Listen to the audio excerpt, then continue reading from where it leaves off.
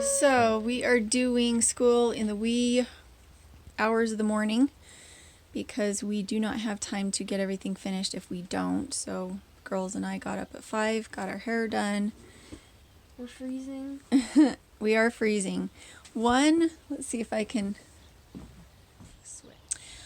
One of the tricks of living off grid is that in the summer, you leave the windows open at night, and you invite all the cold in. So you sleep with some blankets at night. The nights are in the 40s and maybe the low 50s at night here in Idaho, southeast Idaho. And so we wake up in the morning and we wear bathrobes and we get shoes and socks on immediately. We get sweaters on, and sometimes we even get hats on. And the reason is because later in the day at 2 and 3, when it's really warm, the house is still cool. We put the tiny house in between two big trees on the east and on the west, so that the shade would cover the house in the summer as the sun progressed, and it has done a lovely job at that. But it means that in an area like ours that is cold, it's really still cold at night, if you get up early enough in the morning, you don't have a fire, you can be a little chilly.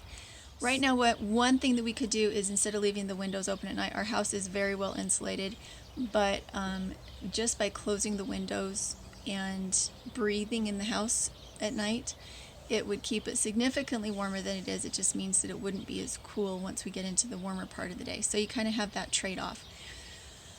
But Darwin is coming over, and we're going to look at the inside of the rocket stove, see how the heat riser looks after, let's see, how long has it been in use with the chimney? It's been in use with the chimney since April, and we're gonna check it out, look at it, get it all set back up to be used. The thing about the rocket stove is because it is insulated with aircrete, then it's wonderful because it's a slow heat.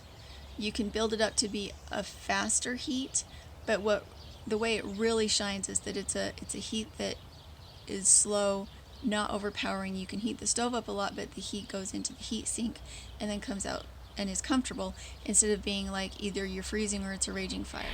Hey guys, so today we're here with the Honeydew Carpenter, and last fall, I think in September, Darwin put in a little tiny army stove for us and started working on the rocket mass heater.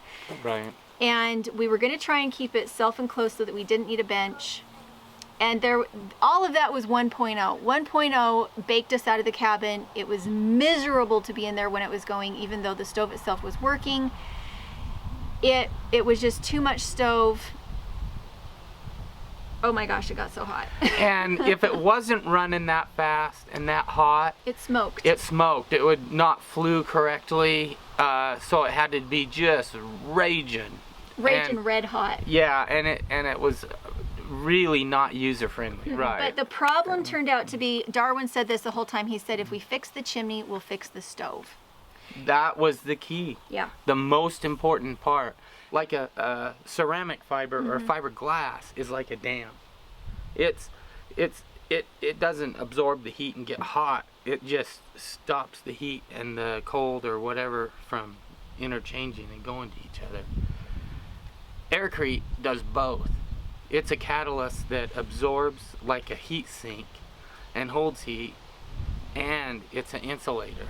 And I just had this theory that if I made a double-walled stovepipe, which is the most important part of this whole deal, that it would solve the problem. And it just changed the dynamic immediately. You just put a candle or some wax or a fire starter, and immediately, as soon as just a little bit of heat gets going up that heat riser, it starts going. And as soon as that chimney is just a little bit warm, it really, I call it my hot air vacuum. That's the most important part of the whole system, is this stovepipe. I can't stress that enough.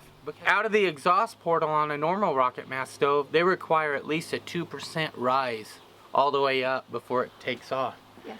To even begin to work. And we fought over that. When we put the bench, and I'm like, they say you have to do this. And he's like, when we have the chimney and it'll totally work. And I'm like, but everybody else says you have to do this. It has to rise slowly in order to rise. And you're making it drop 18 inches straight out of the stove. It's with 22 no rise. inches, Is actually. it 22 inches? Yeah. So I would be so excited to see this not just Now- on a rocket stove, but on a conventional stove. Now this rocket stove is a 4-inch system with a 3-inch portal going out the back, and it has about a 7x7 burn box. It's tiny, Yeah, it's tiny. tiny. And it'll burn her out of this cabin. It's incredible. Now, I know it's running minimum at the back of the burn box going up the portal 1220 degrees because I melted you know, the 1/8 inch wall aluminum form that I used to form the aircrete around in the back of the stove. I melted that out. So I know it's going up into the vortex area at least 1220 degrees. Now when you add the extra oxygen in right there, any gases that weren't burnt at that point would get burnt. And that's why it's coming out the end just like perfectly clean. I mean, it Unless doesn't it's even... steam. We get some steam sometimes. Right. That's the one thing we've noticed is that if it rains or if I go a while without burning, or if I go a while without burning real hot, we'll have some water that seems to build up inside the aircrete a little bit, and we will get a little bit of water drippage on the inside if I don't do a hot burn that evaporates all the water at the end. So I can do a slow burn that takes everything through the bench, but then when I'm done at night, if I'll just switch it and do a hot burn really quick, it takes all that water vapor and it leaves rather than back dripping into the house. Because that's the one thing Right. I get if I That's let the because chimney cool down too much. I didn't get these sealed very good. You can tell where I caulked it. I brought a new thing of So we just get a little bit of water silicone. in sometimes. So when it rains and it runs down the pipe, it'll go in and it'll soak into the aircrete because aircrete will absorb water, and then it has to kind of steam out. It has to steam out, and as Yeah. long as I do a hot burn at the end, there doesn't seem to be a problem. And if you do a real good job of putting them together, which I'm going to do this time. Do you remember that, babe? Last time I was out here trying to caulk these, my fingers were about ready to fall off, and I could barely, the silicone was so frozen and hard, it would just barely flow. Your wife was crazy because she was freezing to death. Was it Yeah. March or April? Beginning of April, and we still had snow, Yeah. right? And Melanie was like not wanting to be here, and so I did let it get kind of leaky, and we had some sideways snowstorms that... But it was 1.0. It was. The chimney itself was 1.0. We never had to build a 2.0 Right. because the chimney itself was so fantastic when it was first attached. It was like, well, let's just see how long it'll go. Right. And we never had to fix anything on it. And I was burning it until the first week in July because we had a very wet, very cold spring. It was perfect. And now we're getting into September and she needs to start burning it again. So I'm gonna put the stovepipe back on, make sure it's really good and sealed this time so that when it rains it doesn't necessarily soak up any water. So we want to make sure you understand this is a universal chimney. It's just a chimney, and what it allows me to do is have that huge drop down into the bench. But if you're running a normal wood stove and you already have a double walled chimney yet you're still getting creosote, or on cold mornings it still is wanting to back puff, this can be put on a conventional stove. It can be used on a rocket mass heater. It's not expensive. You have to have a foam mate. I Right. would recommend the PDF because in order to keep the center squared so that it's not oblong, instead it's round, he does have a PDF. He has I'm hoping with instructions on how to make a perfectly round disc out of wood, and it doesn't matter what kind of saw you have, you can do that, and you just slip it in the center one before you pour it, and that just ensures that the center pipe is perfectly round, so when you go to put them together they fit together nicely. So we're going to go ahead and get started taking everything apart and show you what it looks like. If there's creosote buildup, we want to be really honest with you. It was functioning when we stopped using it this year, so I don't think there's going to be any creosote, but we're just going to take it apart so you can see it for yourself. We're excited to see And it. I am excited to see what the inside of the aircrete heat riser looks like, because I did a heat riser 1.0 and it was in 4 sections, Yeah. and they were all made different. But they were fine until I dropped them. Yeah, well, nobody's I perfect. won't touch this one.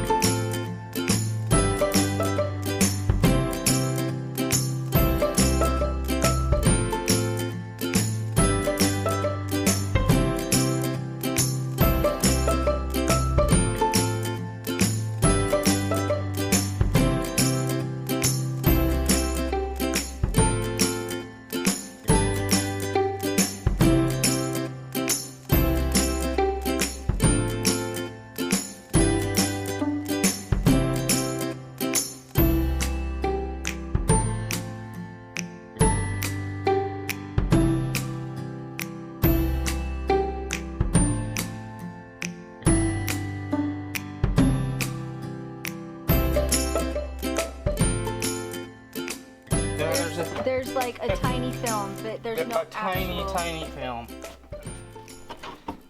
But for burning a whole season, you could vacuum that out with a shop vac. Anything on the inside of there? On the inside of this one? Yeah. Nothing? No buildup. I stuck my arm all the way in there. It's all black. Well, not really. I put my fingers, I ran my fingers along the top, and that's it. That's awesome. Well, that's exciting. Now I feel really sad about taking it apart because it's like there's no reason. Why are we taking this apart? Because we want to show everybody how clean it is after running.